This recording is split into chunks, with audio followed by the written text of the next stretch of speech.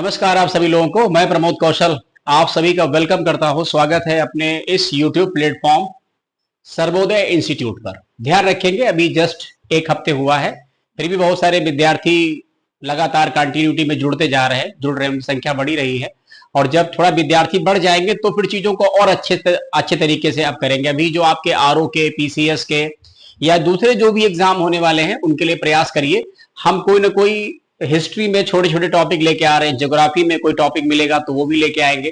देखते हैं कम समय में छोटा टॉपिक ऐसा क्या पढ़ा सकते हैं जिससे एग्जाम में आपके एक या दो क्वेश्चन मिल जाए। बात करते हैं मुगल बादशाहों की या मुगल साम्राज्य की। तो ये सबको पता है कि जो मुगल साम्राज्य है वो बाबर ने उसकी स्थापना की थी 1526 में। ये सबको पता होगा, पानीपत का युद्ध। तो मतलब कहने का यह है कि इब्राहिम लोदी को मार करके, लोदी वंश का अंत करके जो भारत में दिल्ली सल्तनत की समाप्ति हुई और भारत में एक नया वंश शुरू हुआ, वो है मुगल वंश। तो मुगल वंश में जो संस्थापक हो गए वो तो हो गए बाबर। बाबर के बाद हुमायूं, हुमायूं के बाद अकबर, अकबर के बाद जहांगीर, जहांगीर के बाद शाहजहां और शाहजहां के बाद औरंगजेब। मतलब कहने का यह है कि 6 मुगल बादशाह जो हमने यहां पर लिखा हुआ है, 6 मुगल बादशाह ये पावरफुल हैं। और टोटल मुगल बादशाह है कितने? 17 है मुगल बादशाह, यानी मुगल बादशाहों की संख्या 17 है। इनमें जो थोड़े से कमजोर मुगल बादशाह हैं या जो सबसे ज्यादा गड़बड़ रहे, कोई युद्ध नहीं लड़े और सब कुछ बनी बनाई जो सत्ता थी, सल्तनत थी, उसको सब बर्बाद कर दिए, वो एक प्रकार से निकम्मे कह सकते हैं। तो ये जो 11 मुगल बादशाह हैं ये उतने ही कामचोर हैं जितने वो 6 के 6 पावरफुल है। क्लियर हो गया पॉइंट? तो कभी कभी मुगल बादशाहों का क्रम लगाने का आया है। ये मुझे याद है 2018 यूपी पीसीएस का क्वेश्चन है, आप चाहे तो चेक कर सकते हैं। क्लियर है पॉइंट?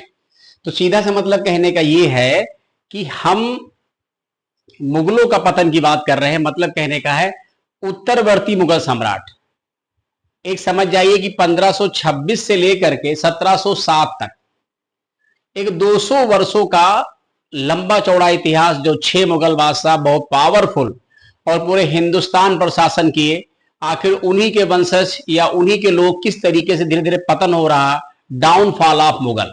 तो मतलब कहने का 11 मुगल बादशाहों का क्रम ये पूछता है और इनके बारे में छोटे छोटे पॉइंट पूछता है जो मुझे इंपॉर्टेंट लगेंगे, वो मैं आपको समझाता रहूंगा। ठीक है, अब बात करते हैं सबसे पहले मुगलों के पतन में, मतलब औरंगजेब की मृत्यु के बाद 6 मुगल बादशाह हमने डिस्कशन नहीं किया है। फिर सुन लीजिए, हमने बाबर की बात नहीं की, बाबर हो गए, इसके बाद हुमायूं हो गए, हुमायूं के बाद अकबर हो गए, अकबर के बाद जहांगीर हो गए, जहांगीर के बाद शाहजहां और शाहजहां के बाद कौन हो जाएगा? फिर हो जाएगा औरंगजेब। क्लियर हो गया पॉइंट? तो हमको इन चीजों को ध्यान देना है हर हाल में। ठीक है, तो अब हम बात कर रहे हैं मतलब कहने का 7वें मुगल बादशाह से या फिर मुगलों के पतन में पहले मुगल बादशाह से। तो ये औरंगजेब की ही संतान है। ठीक है, बहादुर शाह प्रथम या शाह आलम प्रथम, दोनों नामों से इनको जाना जाता है। ये बात हो गई क्लियर। और इनको शाहे बेखबर कहा जाता है। शाहे बेखबर की उपाधि है। बूढ़ा बादशाह मतलब 65 वर्ष की आयु में ये बादशाह बनते हैं। ठीक है, संघर्ष होता है इनके पुत्रों में और उसके बाद 65 वर्षीय बहादुर शाह प्रथम भारत के अगले मुगल बादशाह बनेंगे। ठीक है, फिर दूसरे नंबर पे कौन आते हैं? जहांदार शाह, 1712 से लेकर 1713 तक। इनको कहा जाता है कठपुतली, कठपुतली बादशाह या लंपट मूर्ख बादशाह। इनके समय पर लाल कुमारी नाम की वैश्या का बहुत बड़ा इंटरफेयर था और कहीं ना कहीं ये एक प्रकार से सैयद बंधुओं के सहयोग से इन्होंने सत्ता हासिल की। फिर बात आती फर्रुखसियर की, थोड़ी इसकी भूमिका है फर्रुखसियर की, 1713 से 1719। इससे कहते हैं घृणित कायर, या इसको शाहिद मजलूम के नाम से भी जाना जाता है। इसकी बड़ी विशेषता यह है कि इसने जजिया कर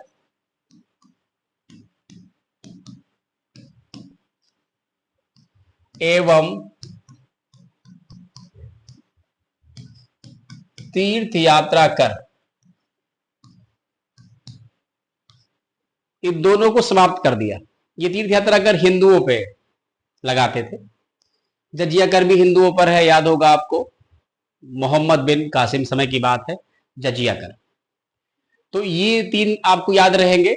बहादुर शाह, जहांदार शाह, फर्रुख शेर, ये इसी ने अंग्रेजों को खुल के बंगाल में व्यापार करने की छूट दी थी। ठीक है, इसके बाद बात करते हैं अगले पॉइंट की,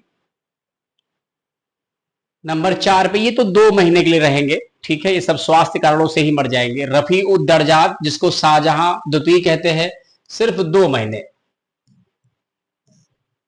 फिर रफी उद दौला 1719, सिर्फ 4 महीने के लिए,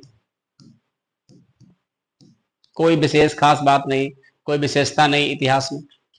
फिर नंबर 6 पे आते हैं मोहम्मद शाह, इसके समय पर है क्योंकि नादिर शाह का आक्रमण होगा, याद होगा आपको, ईरान का शासक नादिर शाह, नादिर शाह का आक्रमण। ठीक, फिर बात आती है नंबर 7 पे अहमद शाह। ठीक है, अहमद शाह 1748-1754। और फिर बात आती है आलमगीर द्वितीय की, 1754 से 1759, जब प्लासी का युद्ध होता है तो मुगल बादशाह कौन है। और फिर आती है बात शाह आलम द्वितीय की, 1759 से 1806। ये इनको अली गौहर के नाम से जाना जाता है, पहला पेंशनर मुगल बादशाह, पहला पेंशनर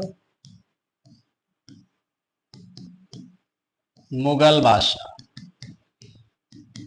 ये क्वेश्चन जीआईसी के पेपर में आया है, गवर्नमेंट इंटर कॉलेज का एग्जाम हुआ था 2021 में, उसी में क्वेश्चन पूछा गया था।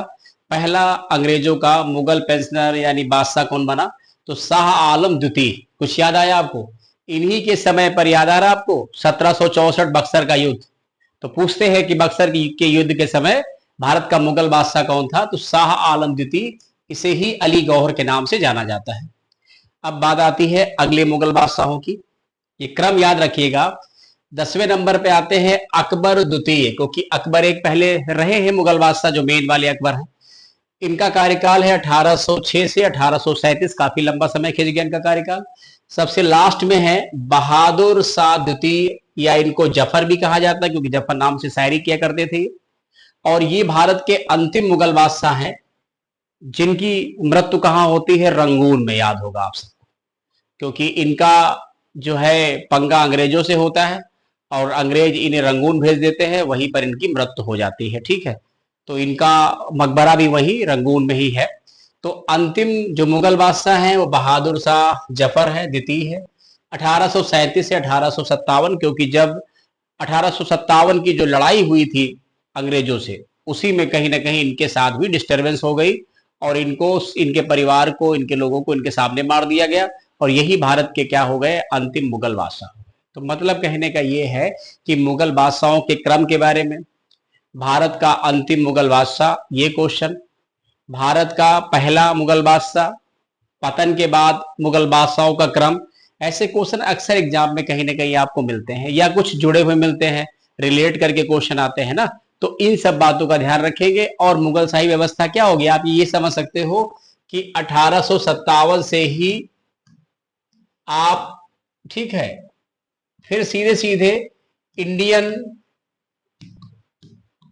Versus British,